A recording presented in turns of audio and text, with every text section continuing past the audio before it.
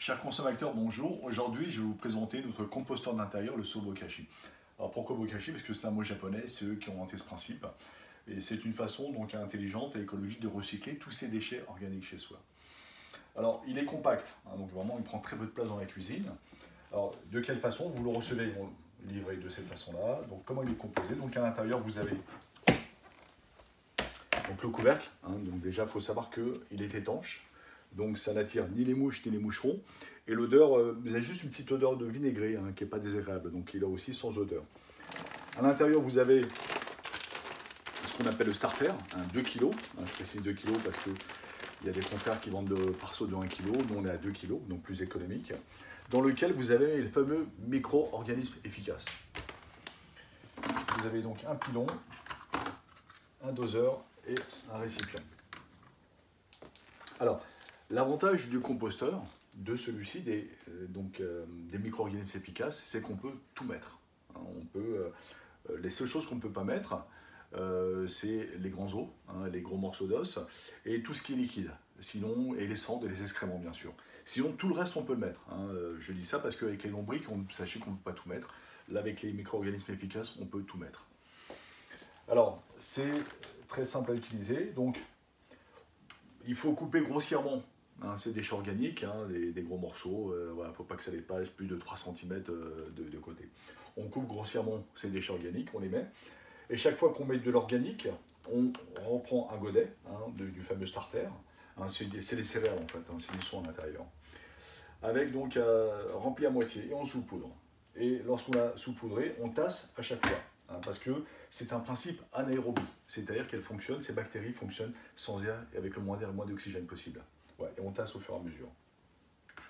Alors, donc, je répète les avantages. Donc, compact, pas d'odeur, n'attire ni les mouches ni les moucherons, on peut quasiment tout mettre.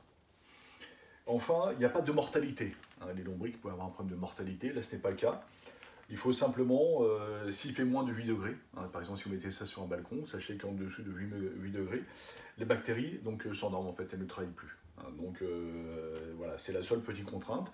Si on les met sur le balcon, voilà, prendre en compte qu'en dessous de 8 degrés, elles ne travaillent plus, il ne se passe plus rien. Si vous partez en congé, vous laissez, pas de problème.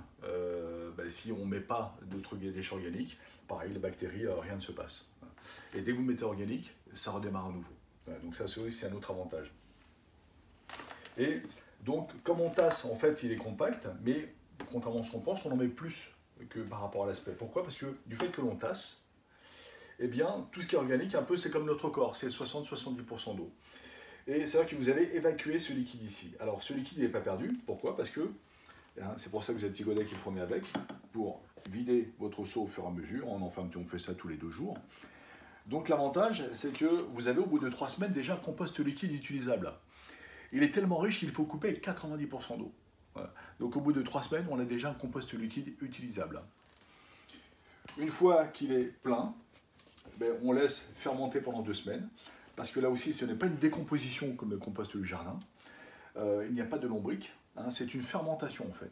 Sauf que c'est juste la structure qui va changer. Vous avez un petit aperçu de ce que ça va donner. Vous voyez, c'est une fermentation.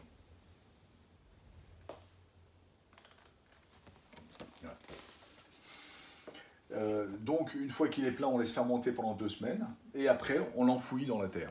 Alors, si vous n'avez pas de jardin, pas de balcon ou pas de potager, c'est très simple. Vous allez vous mettez ça soit des jardins partagés, soit des jardins que vous connaissez, ou vous allez tout simplement l'enfouir dans la terre, parce que à la fin, vous avez donc un compost d'une extraordinaire qualité. Il est tellement de très bonne qualité qu'il y a même des livres qui ont été écrits dessus.